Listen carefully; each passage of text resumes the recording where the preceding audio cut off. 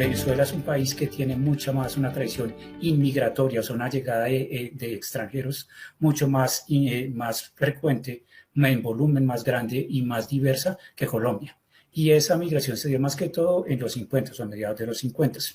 Posteriormente, digamos, ya a ese proceso inmigratorio de extranjeros, ya la salida de venezolanos o de hijos de esos migrantes al exterior se empieza a determinar o a identificar en los 80.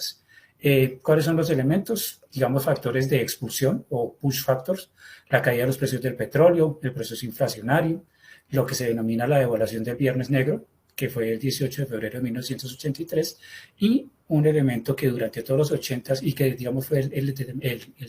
la explosión final de todo ese proceso de mecanismos de ajuste, de crisis de deuda externa y de devaluación que padeció Venezuela y que padeció en muchos países con la crisis de la deuda externa en los 80, se dio con el Caracazo de 1989. En el siglo XXI, para ser, digamos, esquemático, taxonómico, podemos decir que hay dos tipos de factores que determinan la migración venezolana en el siglo XXI. Factores de incidencia y factores de volumen. Recuerden, nosotros veníamos de hablar del pulso de migración de la población de más de 15 años y estábamos hablando de casi 2.4 millones de personas. Aquí, a partir de las estadísticas de la gran encuesta integrada de hogares, lo que nosotros tenemos con corte, en este caso para el periodo enero-agosto, pues tenemos un stock de aproximadamente 2.8 millones de personas nacidas en Venezuela, residentes en Colombia, ¿sí? En donde llegar a esos 2.8 millones de nacidos en Venezuela, residentes en Colombia, implica dos periodos. Un periodo de mediano plazo, que es aproximadamente 2.3 millones de personas, que ya lo mencionaba Juan Carlos, fundamentalmente concentrados en el año 2018 y 2019, y una migración de corto plazo, en donde en lo corrido de 2020-2021, en esa ventana junio-junio, pues estamos viendo aproximadamente 397,000 personas. Es decir, que tuvimos una desaceleración por el contexto de pandemia de ese flujo migratorio y por consiguiente la mirada de ese capítulo de mediano plazo agrega mucho valor, porque si nos quedamos solo viendo este último pedazo de la migración, nuestro último segmento de la migración, vamos a poder emitir algunos juicios que no necesariamente son aplicables para la totalidad de esos 2.8 millones de nacidos en Venezuela, residentes en Colombia. El fenómeno de la migración es quizá como la revolución demográfica que va a cambiar el siglo XXI en Colombia, un siglo que cambió demográficamente. Pensábamos, yo creo que el problema de Colombia iba a ser el envejecimiento y nos topamos con que tenemos pues hoy según el DANE 2.8 millones de migrantes, que creo que es la cifra que va a ser los titulares hoy de esta recopilación que hace el DANE, muy valiosa porque nos da unos datos que no son solamente de Migración Colombia, sino también de la encuesta integrada de hogares, que es quizá una de las herramientas de estudio de la población colombiana más rica. Felicito al DANE por este tipo de estudios, aunque el director decía, son muy básicos, creo que son fundamentales precisamente para el diseño de política pública. Hay que saber que en este momento no podríamos decir que Colombia como país tiene una política migratoria, ¿no? Hay algunas acciones, hay algunos temas, los municipios han tratado de implementar algunas acciones, pero realmente como tal Colombia no tiene una política migratoria. Y aquí resalto mucho la presentación del profesor Juan Carlos en el sentido de que se necesita tener esa perspectiva histórica para saber también que Colombia sigue siendo, de hecho, hoy en día un país de emigración. Es decir, nosotros todavía tenemos más emigración que inmigración y esto es muy importante tenerlo en cuenta. Hay más colombianos que siguen saliendo al exterior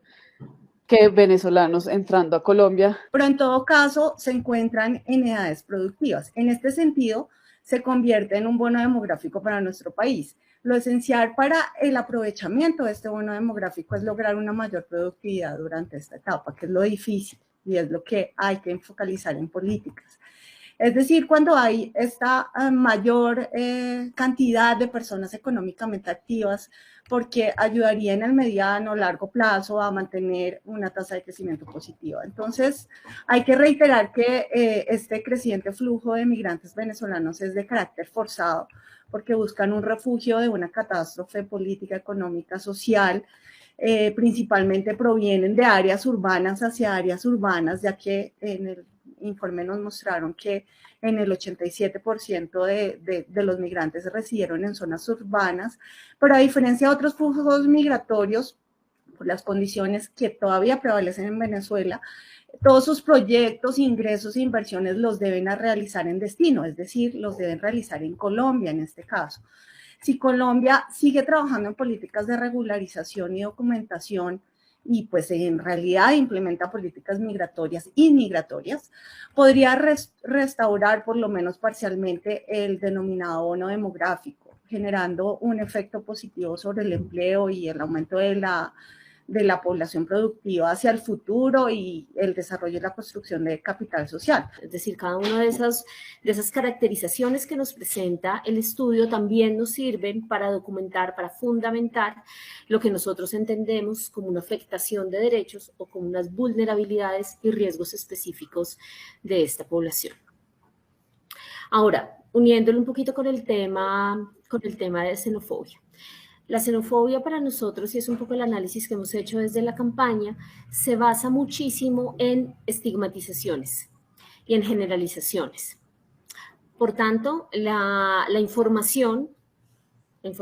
documentada, estadística, como ustedes la presentan, pues nos ayuda a romper esas estigmatizaciones, a romper esas generalizaciones, sobre todo que es información, como lo mencionaba el director Oviedo, alejadas de juicio de valor, lo dijo ahorita en su presentación. Es necesario que esto empiece a verse con unos matices culturales, que se empiece a ver con unos matices de integración, no necesariamente de no discriminar en un proceso de selección si la persona es venezolana o no discriminar en diferentes actitudes, sino también tenemos que empezar a reconocer cómo explotar ese capital cultural y ese capital social y esa